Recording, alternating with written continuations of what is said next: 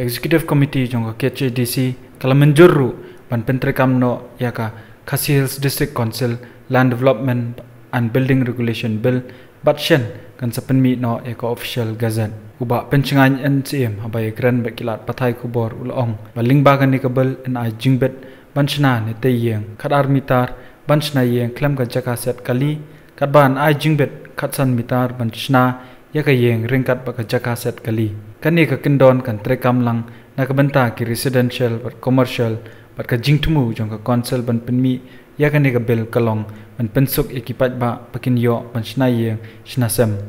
halor kani ka bel kandon kawai ka committee ka ban kle do EM ba pet ya ka town committee ba Antonio War bar ki engineer bar architect ki ba paunam bakin shong bishar shwa bakin ai kan no jingbet bantai ya ki yang kisam nila yakran ro ka jingide berka building bylaws kumbang itip ba kadon ka jingi ajung ipai ba samtam ngisni ya ka daw jong ka jingpan ka building permission daki department of welfare kum MCL bar ki we nila dep ngren jong ka committee kumbang nila arang ya kistim ki balalik no ba ka executive committee kat kum ka executive order ka bangla issue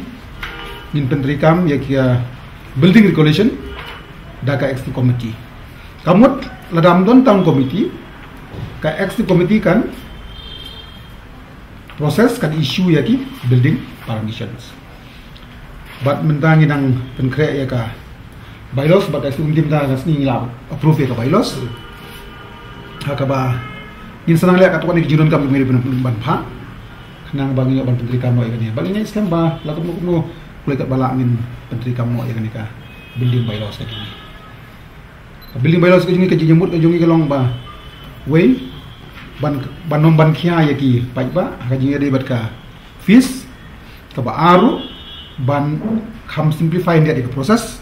kenang bagan pensuk ya ki pai ba bat hakani ka building bylaws ni la don ki close bakar kiba nin kampen suk yaki baik ba nangta nalor kami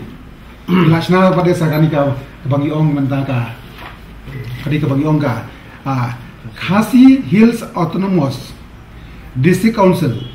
Land Development and Building Regulation 2015 haka bangila hangni la detail route yaki jirun kam na ka benta ban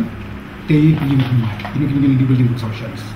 Bagani ke bangal apu pakai ST committee mtakasni kan select siapa government press dan print agajat bat ini sapun kami.